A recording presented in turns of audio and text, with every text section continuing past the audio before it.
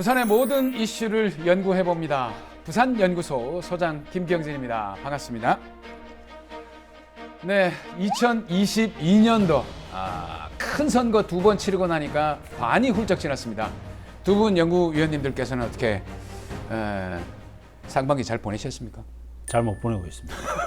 매우 힘들어 보시죠. 아니요, 제가 연구년을 지금 보내고 있는데 이제 연구년 종료 3달 남았는데 제가 세웠던 계획이 그래도 제주도 가서 한 2달 살이는 해봐야겠다 생각을 했는데 제주도 일주일 살이도 못 하고 있습니다. 저는 세상에. 실패한 연구년을 보내고 있습니다. 그러면 이제 종합을 해보자면은 좀 더 놀지 못해서 안타깝다. 매우 안타깝습니다. 안타깝다. 자, 그리고 우리 조 교수님은 아니 그래 뭐 영양가 있게 보충하는 것도 없이 내 선거 쫓아다니느라고 맞네. 예, 그 뭐 이렇게 방송하고 뭐 하고 하느라고 더 늙은 것 같아요. 야, 그럼 그 반대로 이제 보통 보면 우리가 반은 지났는데 반은 또 남았지 않습니까? 네. 반이나 남은 이거 우리가 이제 시사적으로 연구를 하는 입장에서 본다면 어떻게 보내야 될까요?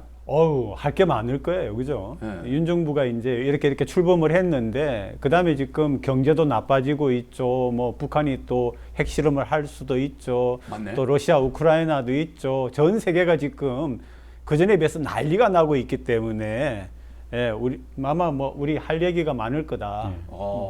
시민적 감시가 보다 중요한 시기가 왔기 때문에 우리 부산의 이슈 같은 경우는 부산의 우리 시민들이 끊임없이 감시를 해줘야 되고 중앙적으로는 국제적으로 어려운 일이 많기 때문에 슬기롭게 헤쳐나가는지 계획은 뭔지 따져 물어야 되지 않겠습니까? 자, 이렇게 산재된 문제 오늘은 과연 부산연구소 어떤 주제를 한번 다뤄볼지 먼저 VCR로 한번 만나보시죠. 너네 자랑하고 싶은 거 있으면 얼마든지 난 괜찮아. 왜냐면 난 부럽지가 않아. 한 개도 부럽지가 않아. 부산 지역 얘기하기 전에 중앙 이슈부터 먼저 한번 살펴보겠습니다. 요 민들레가 홀씨가 됐습니다.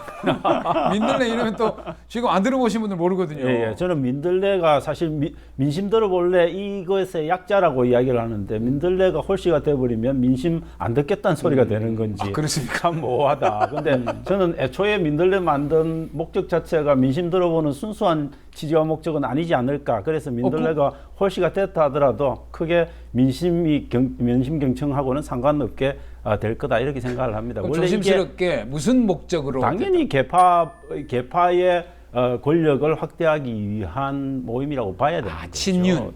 당연히 친윤계가 자기들 스스로 어떤 그 대통령 권력을 잡았으니까 당 권력도 잡겠다 이런 지금 심산으로 이준석 체제를 흔들고 있는 저는 그 이상도 이하도 아니다 그렇게 봅니다. 그럼 그 상황 때문에 정진석 의원과 이준석 대표의 갈등이 생긴 겁니까? 가장 마지막에 있는 꼴대는 다가오는 총선의 공천권을 지는 거예요.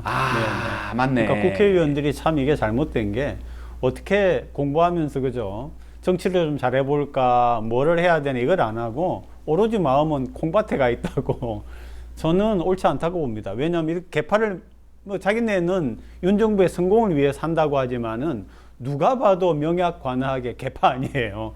개파를 만들면 결국은 또 안 개파 사람들하고 진흙탕 싸움이 있게 되고 그러면은 민생이라든지 소위 우리가 말하는 바른 정치는 어디 가고 없는 거죠. 야, 이 개파가 사실 이제 저 친윤 예전에 이제 친박, 친이 네. 여기 개파 갈등이 심했거든요. 그럼 이제 친윤이 들어오면 또 다른 개파가 생기면서 당내의 어떤 정치적인 권력을 얻기 위한 그런 힘싸움이 엄청나겠네요. 엄청나죠. 저는 이건 2014년, 15년 근데 박근혜 정부 중간쯤 갔었나요?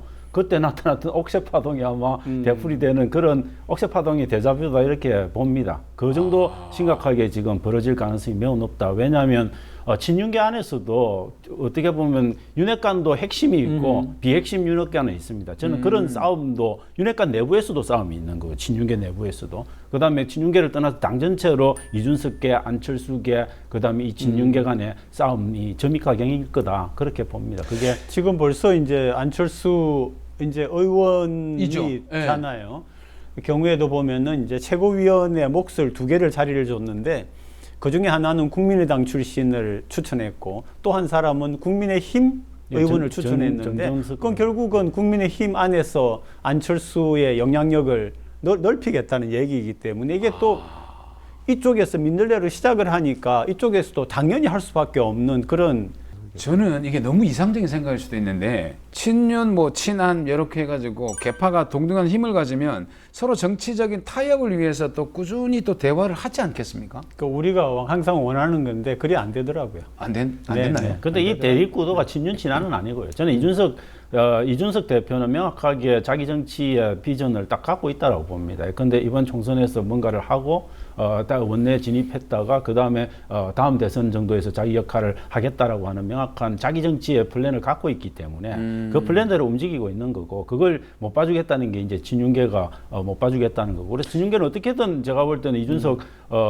밀어낸다? 제거하기 위한 작업들을 아마 꾸준히 할 수밖에 없다 그렇게 봅니다. 권력은 나눠 가지기 굉장히 네, 그러니까 이제 그 소위 현재 권력을 쥐고 있는 친윤계에서 그게 정치다 하면서 어느 정도 이 문을 열어놓고 뭔가를 해 나가면서 하면 되는데 딱 벽을 치고 안 된다고 나서니까 이게 싸움이 되는 거거든요. 그러니까 저는 이 정치를 오래 했다는 사람들이 참 정치를 안 하는 것 같아요. 싸움질만. 근데 하고. 이걸 결국은 정리해 주는 사람은 아마 윤 대통령이 직접 정리를 아마 해야 가능할 겁니다. 어느 쪽 손을 들어주느냐. 아직은 친윤계 형성에서 이준석을 제거하는 게 전체적인 당과 국정 운영 전체의 동력을 상실하게 하는 거다. 그러면 이준석 손을 살짝 들어줄 가능성이 있고 그래서 친윤 보고 오버 할 가능성이 있고 안 그러면 뭐 아주 강공으로 가겠다 싶으면 그냥 바로 친윤계 손을 들어주고 뭐 그렇게 갈 수도 있는데 어느 쪽일지는 뭐 그거는 윤 대통령이 아마 저도 참 이 세련된 정치를 기대를 하는 게 그거거든요. 뭐 개파가 있건 뭐 어떤 당이 여러 개건 이게 상관이 없고 자기가 원하는 걸 하나 얻기 위해서 뭐를 하나 내주고 그럼요. 뭐 이런 어떤 그게 그 우리 그 유토피아 있지 않습니까? 꿈꾸는 정치의 이상향을 좀 실현해주는 그런 저는 정치 집단. 싸울 수 있다고 봐요. 그럼요. 싸움도 의미 있고 있는데 그 싸우는 내용이 뭐냐가 중요한 겁니다. 그걸 정책과 근데 어떤 정당이 정책 하나를 놓고 그것에 반대하는 쪽과 찬성하는 쪽이 부딪히고 그 밑으로 또 당원들을 비롯한 국민들을 비롯한 지지자들이 몰리고 하는 그런 싸움은 저는 굉장히 긍정적인 싸움입니다. 근데 지금 우리가 하고 있는 이 싸움은 오로지 권력을 잡기 위한 정말 정치인들을 위한 싸움에 국민들의 어떤 감정이 소비되고 있는 이 부분이 저는 문제다라고 봅니다. 그러니까 지금, 이제 세련된 정치를 말씀을 드렸는데 이제 왜냐하면 이건 굉장히 기본적인 부분이니까 사실은 미국 정치도 유럽 정치도 싸움이 있죠. 있죠. 있는데 어떻게 하느냐 하면은 그거를 국민 대중이 보기에 내놓지는 않죠. 그러니까 소위 말하는 복도 정치라고 하는 게 있거든요. 그 안에서 해결하고. 회의장에 들어가기 전에 복도에서 타협을 보는 거죠. 치열하게 싸우고. 코리도 팔로틱스라고. 그러니까 이제 국민들이 볼 적에는 아름답게 끝나는데 사실은 그 안에 오리처럼 밑에서 막 물장구 치는 것처럼 복도에서 막 타협이 있다라고 하는 거죠. 그런 거를 볼 수가 없다라는 겁니다. 한국 정치에서는.